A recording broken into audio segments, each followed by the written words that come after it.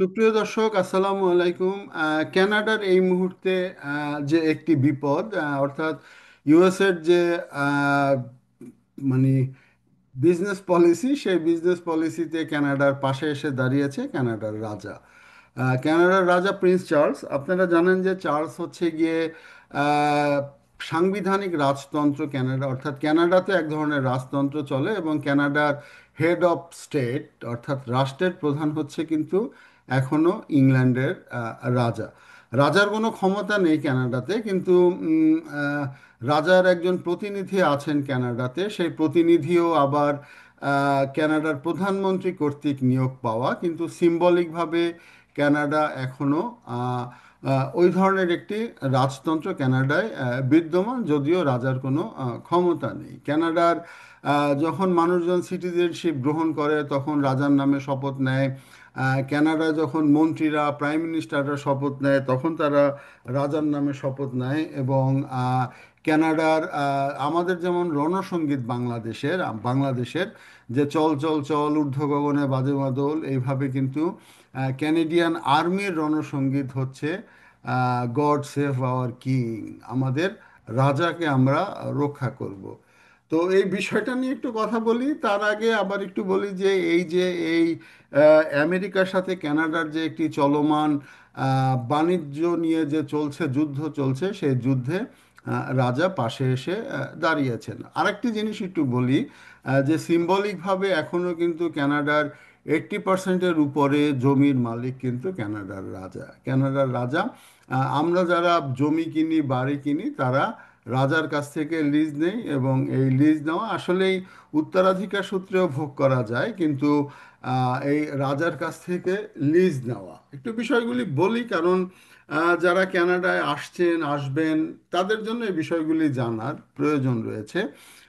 এবং যেটা হচ্ছে যে এই রাজার যেহেতু কোনো ক্ষমতা নেই সেটা বললাম। এবং আহ, এই আপনারা জানেন যে আমাদের ভারতীয় উপমহাদেশ ইস্ট ইন্ডিয়া কোম্পানির মাধ্যমেই কিন্তু দখল করা হয়।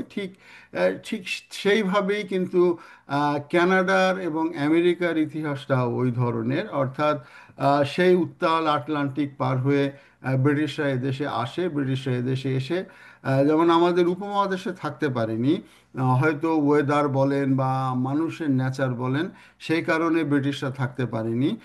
কিন্তু সাধারণ মানুষকে তারা ক্ষতি করতে পারেনি। ক্ষতি মানে জানমালের ক্ষতি, আমি কিছু কিছু শব্দ ইউজ করছি না ইউটিউব অ্যালগরিদমের জন্য। জানমালের ক্ষতি করতে মানে জানের ক্ষতি করতে পারে নাই।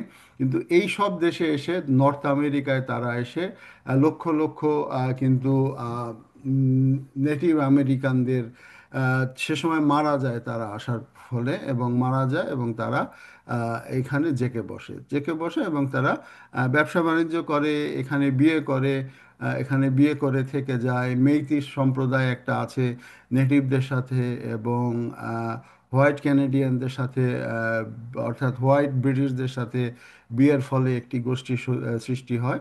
এবং আস্তে আস্তে এই এলাকাটায় নেটিভরা একেবারে সাইডে চলে যায়, আদিবাসীরা সাইডে চলে যায়, এবং সাদা মানুষরা থেকে যায়। অর্থাৎ আপনারা যদি ইতিহাস কম্পেয়ার করলে বাংলাদেশ বা ভারতীয় উপমহাদেশের সাথে অলমোস্ট সেম সমসাময়িক সময়ে এখানেও আপনার ফ্রান্সদের সাথে দ্বন্দ্ব ছিল।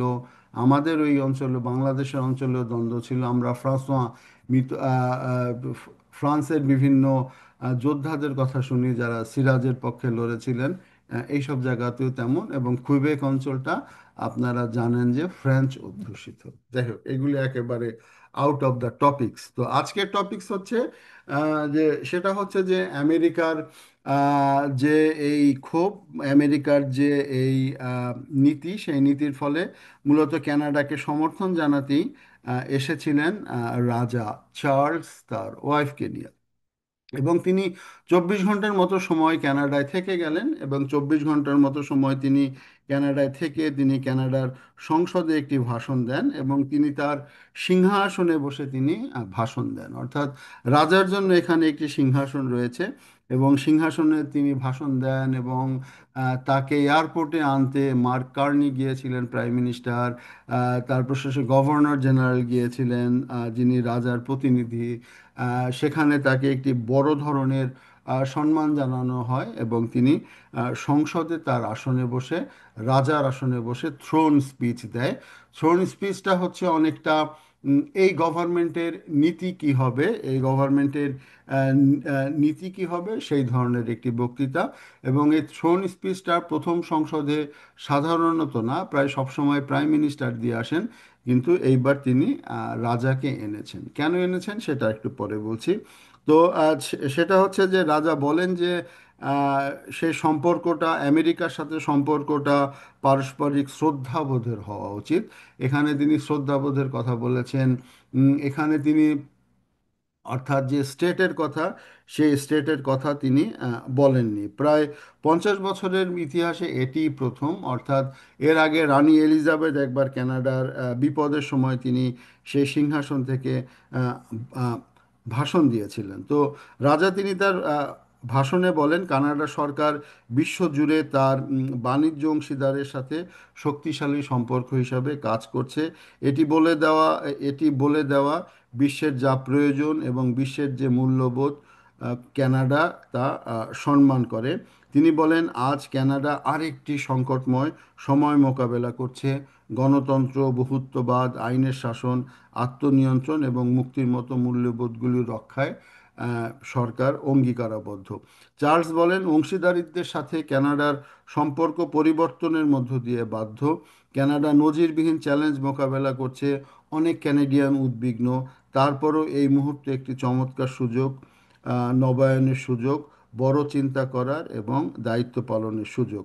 এটি দ্রুত তিনি এই ধরনের আরও অনেক কথা বলেন এবং তিনি মূলত কানাডাকে সাপোর্ট দিয়ে গেছেন। তো এই ক্ষেত্রে ডোনাল্ড ট্রাম্পের যে একটি নতুন যে কানাডা নিয়ে নীতি এবং কানাডাকে একটি আলাদা একটি স্টেট করার নীতি এবং এই ধরনের নীতি থেকে তিনি সরে এসে তিনি মূলত আমেরিকার সাপোর্টটাই কিন্তু অর্থাৎ ইংল্যান্ডের সাপোর্টটাই তিনি দেখালেন। আর অন্যদিকে স্টেটের পাশাপাশি আমেরিকার কাছ থেকে আরেকটি হুমকি আসছে, সেটা হচ্ছে যে ডোনাল্ড ট্রাম্পের গোল্ডেন ডোম হচ্ছে যে এই নর্থ আমেরিকাকে রক্ষার জন্য ডোনাল্ড ট্রাম্পের বিভিন্ন পদক্ষেপ। এবং এই গোল্ডেন ডোমে তিনি বিপুল পরিমাণের অর্থ দিয়ে তিনি কানাডাকে আসার কথা বলছেন, যে কানাডা যেন আমেরিকার গোল্ডেন ডোম প্রোগ্রামে অংশগ্রহণ করে। তো সেক্ষেত্রে কি হবে যে এই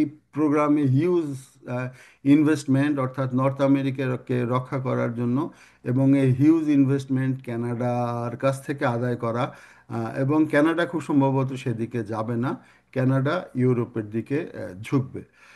তো বিষয়টা হচ্ছে যে কানাডা এখন পার্শ্ববর্তী দেশ, আহ, অনেক পরাক্রমশীল, বিপুল পরাক্রমশীল দেশ একটি। তার সাথে এই গোল্ডেন ডোমে যদি না যায়, না গিয়ে যদি ইউরোপের সাথে যদি সম্পর্ক করে, ব্যবসায়িক সম্পর্ক করতে পারে।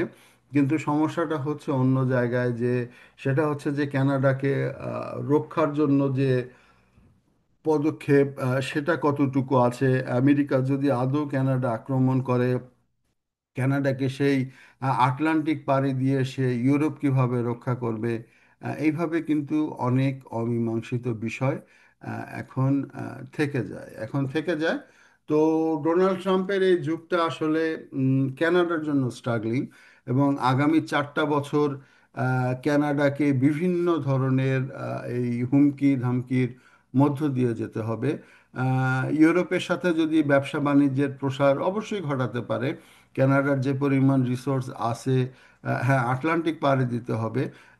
আশেপাশে কোনো শুধু আমেরিকা ছাড়া কোনো দেশ নেই, কিন্তু সেই ক্ষেত্রে নিরাপত্তার ক্ষেত্রে কিন্তু কানাডা একটি জটিল পরিস্থিতিতে পড়তে পারে। তো অবশ্যই কানাডার এলাই ইউএস এর সম্পর্কটা ভেঙে গিয়েছে এখন। ইউরোপ ভরসা, ইউরোপীয় ইউনিয়ন ভরসা, এবং তারা কতটুকু কানাডার পাশে থাকে কানাডার এই ক্রাইসিসে।